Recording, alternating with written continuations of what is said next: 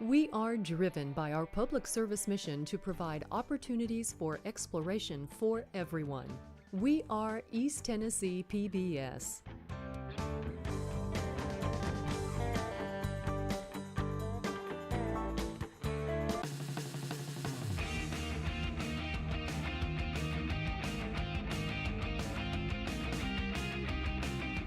And 5 times 5 is? 25. Yeah. Hey folks, welcome. Hey, you know what? It's a specialized segments kind of day. I believe so. I'm Ernie Roberts. I'm your host for this afternoon's Mathline section. And you know what? It is a test prep day. It is also specialized segments. Just so many good things. And for many of you, you're starting to feel like it's summer, right? Well, sit back, relax. Let's do just that. And let's do some math, all right? Now, you want to get a pencil, get some paper. Going to have some problems here for you to look at. We'll work at, set up together. I would suggest maybe a calculator close by also, because we got some, maybe not some heavy arithmetic to do, but we got some good math to play with, all right? So let's see what's going on today for our grand topic. Keeping up with the proportions, round one. Proportions, you know, it sounds like some families that we know. Anyway, no, don't try to get confused with us there. These are all about proportions today, and let's just go back and do some basic review, all right? Let's see what we've got going on here. Solving for x in the proportions below. Now, as we have set up here, you say, well, Ernie, those look like a lot of similar numbers. You going to get the same answer? Really good question, because I've learned, and I think most of us learn as we work with proportions, there's more than one way to set up a proportion and get the same answer. It's going to depend on what multiplies when we cross multiply, all right? So let's check and see what's going to happen. Basically, our rule in this first problem right over here, we'll point right at it, is to take the product of the extremes and the product of the means and set them equal to. And some of you are going like, whoa, Ernie, what are extremes? What are means? Well, let's get a few little terminologies here, and then we'll be ready to rock and roll. The extremes, basically, I like to say they come in position 1 and 4. They are the extremes. They are the first and the last. Well, the smallest and they're really not smallest and least, but they are the first and the last, and we're looking at our order here. Second and third and fourth, however you want to look at those are the means. They go more in the middle, all right? They're your second and third terms and such, and we're going to cross multiply with those. But the whole idea when we're solving a proportion is those should be equal when they cross multiply, the products. Now, if I put a number in there for x, we could test it out to see if it's truly a proportion or not. But what we're going to do, we're going to skip that part because I think most of you can handle that. If not, we'll get practice on it here in just a second, because we'll check. We'll always do the checking, right? You know how we work here. But anyway, let's check it out as what we've got here. Let's do the cross multiply. Let's take those two extremes together, and that's going to give me 5 times x. And by the way, that's what that means, all right? Just a simple multiplication. We say 5x, that means we have 5 x's, 5 times the value of x. You get the idea. We could add x 5 times, and we'll get whatever we're looking for, all right? Now, on the other side, we have 8 times 4. And I'm just going to write it down so we know where this next number I pull out of my head. No, it's not going to pull out of our head. We know what 8 times 4 is. Of course we do. We watch Mathline, don't we? And we've got 5x hanging on over here. And let's go ahead and do the multiplication. I get 32. I'll draw a little line down here so we don't get confused with this part over here. Even though it looks very similar, maybe it's different. We just never know, right? In fact, I might make it look different here in just a second. And you'll go, oh, wow, that does make a difference. So let's see what's happening here. We're going to divide. It doesn't come out even. That's okay. We can make decimals since this does come out actually even in terms of decimal. It just doesn't come out to be an even integer type value. Let me clear off my calculator, and let's take a look and see what we're going to come up with. And at this point, some of you say, well, Ernie, could you just do the division out? Certainly we could, and hopefully you can, because it's going to go in there 6 with a 2 left over. It's going to be 6 2/5. As a decimal, we get 6 4/10, which basically means the same thing. So let's go ahead and put it here. But remember the idea, you multiply and then you divide basically by the number that's left over, which in this case is a 5. 5 goes in there 6 times with a little bit left over, and that's where we come up with the 6 4/10. Again, your calculator is a great tool in this respect, because sometimes these are not going to be so pretty, all right? That one's fairly straightforward. You could also have written it, you know what I'm going to say, 6 2/5. We could also leave that as a mixed number with a fraction involved. Either way, those basically represent what we have there. Now again, remember what I said, check it out. Well, let's see what happens. We should be able to get, going back to the calculator, we'll take this one, 6 4/10, and let's multiply it by our number 5. Do we get 32? Everybody holding your breath out there? Of course we will, right? If we worked it out right, if we did our arithmetic correctly, which we seem to have done, 32. It's an easy way to check back. Do you get 32 going both ways once you pick your answer? Should be pretty straightforward, all right? Now, notice what I did here. I interchanged the means on this next problem here. I interchanged the 8 and the 4 and put the 4 and the 8 there. And some are saying, was that okay to do? Well, we're going to find out. In other words, are we going to get the same x value? Are we going to make this same, is the proportion connection still going to work? Because you'll notice basically what happened here now, the x and the 4 go along with each other on the top, whereas here they created the pattern going vertically, all right? This is a more of a horizontal look with the x equals 4 part up here, all right? But let's cross multiply and see if we come to the same thing. My goodness, our extremes are still the same, aren't they? So pop in 5x, and again, 4 times 8, we got 32. You know the answer, it's going to be x equals 6 4/10, or 6 2/5, however you want to look at it in that respect. So again, that's important to notice. It doesn't matter which place the means wind up, okay? When they cross multiply, they're going to hit together, all right? They're going to work together. And you're still going to have to force the x and the 5 to go together also. I bet you're looking ahead and saying, I see, but what did you see? What did I do this time? Looks like I interchanged and said, let's start with 8 over x instead of x over 8. All right, there's the interchange. So I interchanged the numerator and the denominator in our first fraction. What am I going to do on the second one? Well, I better do the same thing. If I leave it alone, I'm in trouble. You say, are you in trouble, Ernie? Yeah, we'll show you in just a second. I would be in trouble if I had left this at 4 over 5, okay, or 4/5. So let's put it 5 over 4, cross multiply, look. This time the x and the 5 have popped up in the means, okay? But that's okay. That's okay, because they're still going to get 5x. This time the 8 and the 4 become the extremes, and you still get 32. You still get the same value. So once again, lots of people look at me and say, well, that means I can just do anything I want, right? Almost. Now notice again, as long as those numbers pop together like they are, that'll be great. But let's suppose I did that 8 over x, as I said I was going to try to do. Let me pull it down here just a little bit. Let's say I've got 8 over x, but this time I'm going to leave the 4 over 5 alone. In other words, I forgot to do the second part. Question is, will I get the same value for x? The answer should be, hopefully you're already looking ahead and saying, no, it's not going to happen. Because what we just basically did was change this whole idea of how this ratio is going to work. Instead of being a 5 over 4, which by the way is like better than 1, right? This one is less than 1. So, and if I don't change this accordingly, I'm in trouble, okay? So watch what happened here. When we cross multiply, I get 4x. There you go. Those means are working. And this time the extremes are going to give us, they're going to give us 40, and our x this time is equal to 10. So understand, these, while they get you the same value, and they are 3 correct ways of writing that proportion, getting the same values, okay? As long as you can cross multiply and get the same things, those proportions, you like them, don't you? They're good for us, all right? This is the one that all of a sudden switched up. Now, if it were set up like that, that's what you would get, and that's fine. But if we're trying to say these are going to give us the same answer, there are different ways to express the situation. They are different ways to express it, but these give you the same thing. This is a totally different proportion setup, period, all right? So be aware of that. Be careful, all right? And that's what we're going to be about today. We're going to be looking at applications. We're going to look at storylines, and we're going to say, how do we set them up? How do we set them up? Because that's the biggest question in mathematics. How do you set up something so you can get the right answer? Everybody good? So let's see if we can devise that method through these. Because I've showed you there, basically, certain ways you get the certain answer, and then there's one other way that goes like, wow, that went off the deep end, different direction.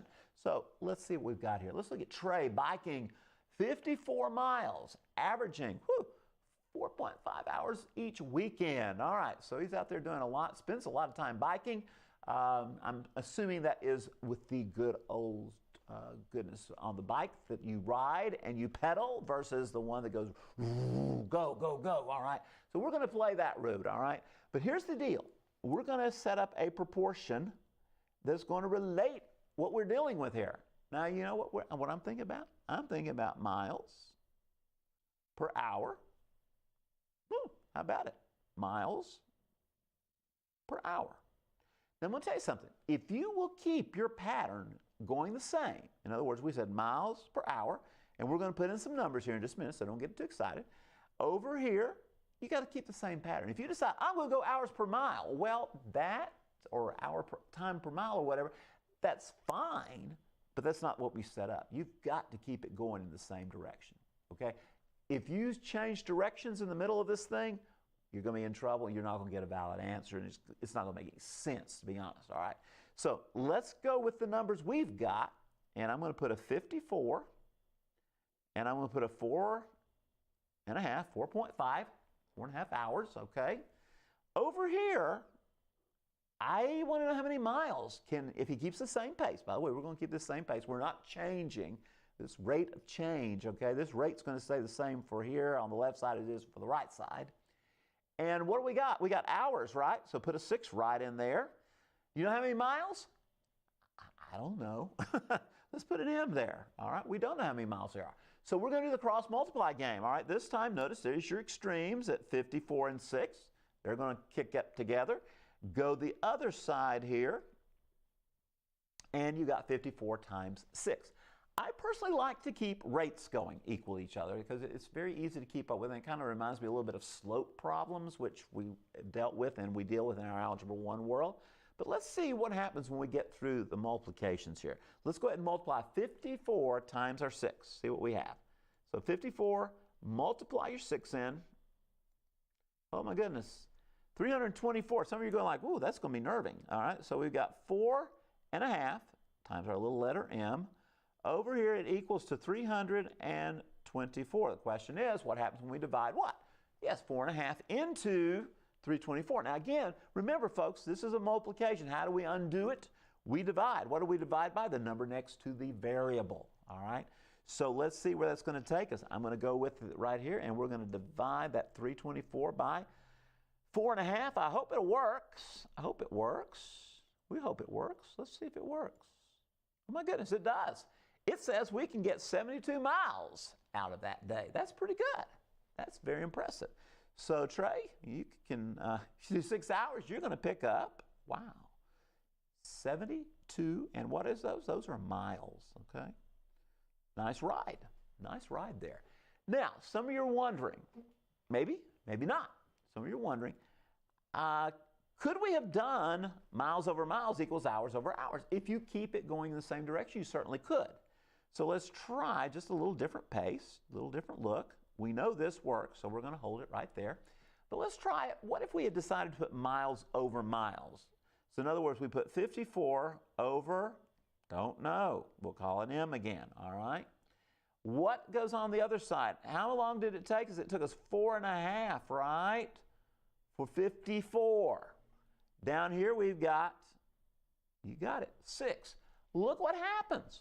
Again, what got multiplied? 54 and 6. You've got another way to work the problem, friends. That's what I want you to notice here. All right, not that I don't have anything better to do with you. I want you to see that there's more ways, one way to work the problem, as long as you keep your pattern constant. Constant pattern is very important here. By the way, what did we get? We had, what, 324? Let's keep 324. I like that. And you know what that means? It means we had M equals 72 again. So again, 2 ways to work that. Guess what? We could do some others. You could have flipped it here, maybe decided, oh, what if I want to do miles over 54? Well, make sure you put 6 over 4.5, all right? That's what I want you to see. More than one way to work them out, but boy, when you go wrong, you're going to have a real strange looking answer, all right? So that's how we're looking at it. So Trey, go enjoy that bike ride. It's a lot of fun there. Let's talk about money. Ooh, we definitely don't want to mess up with money, right? So let's take a look at Jo Beth. She is working hard. She's earning $500 in 4 days. Didn't say how much she's working per hour or how many hours or anything.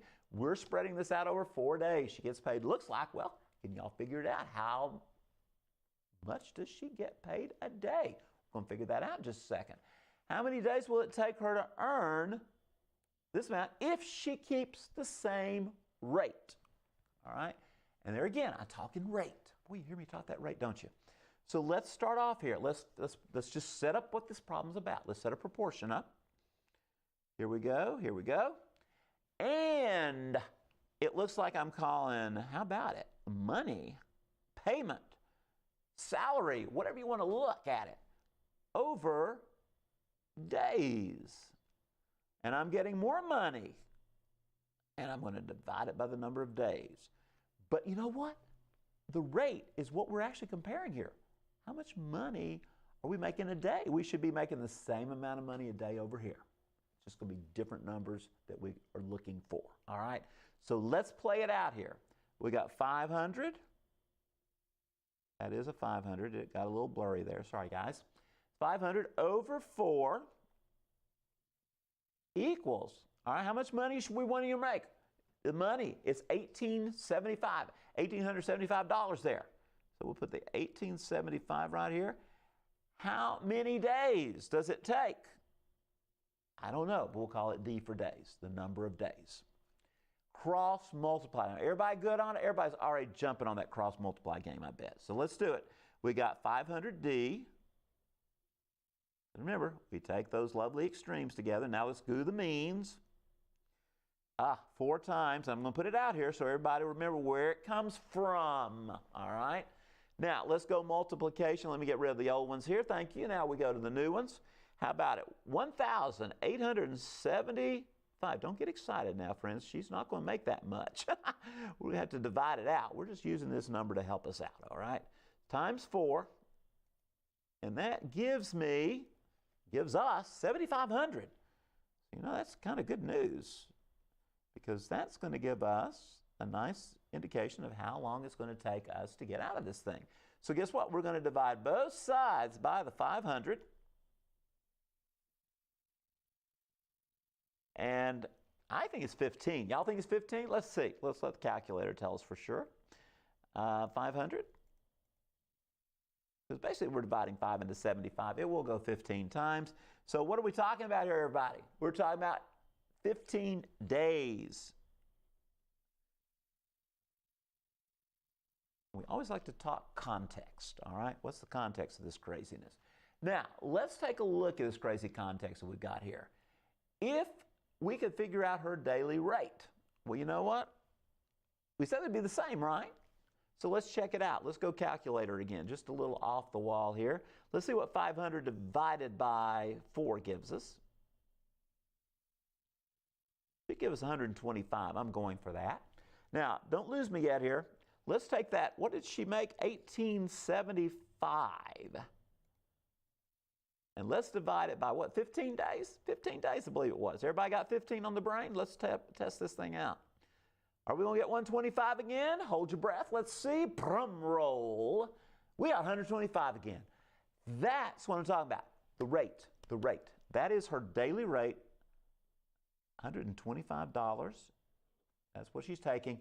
And how many days did it take? 15 days for her to get $1,875 earned. Makes sense if the rate stays the same. And folks, that's what we do. When we're paid a pay rate, we're paid per the hour, we're paid per the week, we're paid per month. We are paid flat rates for the most part. You usually don't get, oh, today we'll give you $60 an hour, tomorrow we're going to be $30. Well, guess what? I probably don't want to work on the 30 day. I want to go to the 60 one, all right? So again, that's how we work it here. So we're using this, again, applications. It's just like it is a rate going here. How much money per day are you making? And these both, because if they're in proportion, folks, these two ratios will simplify to be equal. Woo! Is that not cool? Is that not great? Is that not a grand application, all right? And by the way, you want to find out she's going to make a month? Maybe she works 20 days in a month? You figure it out, all right? Now you know the rate. Go for it. See what you're going to have, all right? So, a lot of fun, a lot of math, a lot going on there. Let's go to another little area here. Back to ratios somewhat. Let's talk about, a model plane has a scale factor 1 to 48. Don't know if that's inches, meters, centimeters, it could be anything. It looks like we got inches running through here, all right? It's going to be the model. Now the plane is a lot larger. That's what this means, the scale factor. That means the plane looks to be 48 times as large as the model, okay? So wow, so the model plane has a scale factor of 1 to 48 to the real deal, all right? Obviously the real deal is going to be smaller, larger. Everybody got that? The little model plane is, oh, they're nice and they're fun to put together, but they're smaller, okay? So we have a model that measures, let's have a foot, 6 inches long. We're going to find the length of the plane in feet. Oh boy, so we got a little bit of a unit measurement thing going on here, right? We got to figure out what to do with this. Well, let's talk the proportion. Let's do a nice setup here. First of all, scale factor. How about it? Model to the plane, the real plane, all right? Model size and plane size. Oh, yeah, we're going to do the same thing over here, aren't we? Model plane. So you're already going at, Ernie, could we do model to model and then plane to plane? Certainly, as long as you keep everything where it belongs, okay? But let's go ahead and play the rate here. I've got a model that is a rate of 1 to 48, all right? There's my ratio. How about that? So what else do we know? Read, read, read. If the model measures 6 inches, all right? So here we go. I'm going to go ahead and leave it at inches. All right, we'll put that mark there. I'm not going to change. I can put half a foot. It's going to work just as well. If y'all want to put a 0.5, a 5/10, a 1/2, you got it, all right? But what we're going to look for is this actual plane height, or this plane length. So we'll call it P for plane, all right? Now, cross multiply. This is really nice because you get 1P. I like that because that simply is just what it says. P equals. And, oh, that was easy, wasn't it? 1 times P is P. Anytime you multiply by 1, you get whatever you get. Now, going this way, let's check a little bit here. Let me clear out our last problem, all right? Now, how about it? Let's check out 48 times 6, because those numbers start getting kind of big, and it's a lot more fun when you hit the calculator on some of these, and you don't have to worry so hard. That's 288. Wow. But what is it? 280 what, folks? You got it? Got it? Got it? Yeah. Inches. Boom. Inches. Uh-oh. Problem asks for feet. How are we going to do it? Oh, it's easy, right? How many inches in a foot? Your foot, not. No, in a foot. Let's do it. Let's go with 288. We'll do it on the calculator. Let's divide it by 12. In case you were wondering, yes, there's 12 inches in a foot. Thank you very much. Yes, everybody's foot is different size. 24. So now we have the feet measurement. So let's go with it. This P is equal to 24 feet. Now remember I mentioned something a little bit earlier. What if we'd started with feet? Would it work? It certainly would, as long as you make sure you've said 6 over 12, which is going to give you a half, 5/10, 0.5, however you want to look at it. But if you were to put it as follows, 1 over 48, that ratio is still there. That did not change. No, don't change that. But here we go. 5/10 over P. Guess what you're going to get? Half of 48. P is equal to 24. So, folks, and that's feet, by the way, works either way. And keep in mind, that is a foot right there. So we're putting feet there. So we don't have to do the transition. We have to transition somewhere. We can transition from the beginning, or we can wait until the end. Again, different ways you can set up that proportion and get it to work right. But those are the arithmetic moments there you have to do. All right, let's see. We've got time for one more. How about it? Let's do a quick shadow, all right? So let's talk about height to shadow. And that is going to equal another height to a shadow. Everybody got that? And that's because we're in the same, it says nearby. So you got the same amount of sun or the same amount of lighting that's causing the same degree of all that good stuff. So in other words, we can say that we've got a good rate going on here. We've got a good ratio happening. So let's talk about it. Height of 24-foot pole, that's pretty constant. And it's going to cast a 20-foot shadow, all right? See what we got? Oh, it's looking great, isn't it? Let's go one step further here. Oh, what are we trying to figure out? Always good to figure that out, isn't it? Always good to read. We want to figure out the tree, how tall is it? By the way, these are all feet, right? These are all feet. The shadow is 30. Hope everybody's starting to think real quick over here. The h we'll call h. All right, we're going to cross multiply. By the way, all these are feet, so we don't have to worry about inches or anything like that. So let's cross multiply, friends. Let's see what happens. I'm seeing 20h. And let's multiply here. Oh my goodness, y'all say, Ernie, that's like crazy numbers. Let's take it. See what happens. 24 times 30, not that bad. Times 30. I'm going for 720. Everybody else going for 720? We got 720. All right. Now, remember we're going to divide by 20. And we're going to pick up, you ready? Are you ready? I think this is looking good. Looking really good here, isn't it? We're going to have 36. And that's 36 feet. Now, my question is, if we look at 24 over 20, this would reduce, if you divide 4 into that, that's 6 over 5. What happens if you put 36 over here? You get 6 over 5 also. Ratio equaling the ratio, we know it works. Easy check, easy check. All right, you've kept up with the proportions and the proportions too today, all right? Hope you've enjoyed the show. We're going to do some more our next time in the visit, some more proportion practice. Ooh, that was a PP. But we look forward to seeing you next time.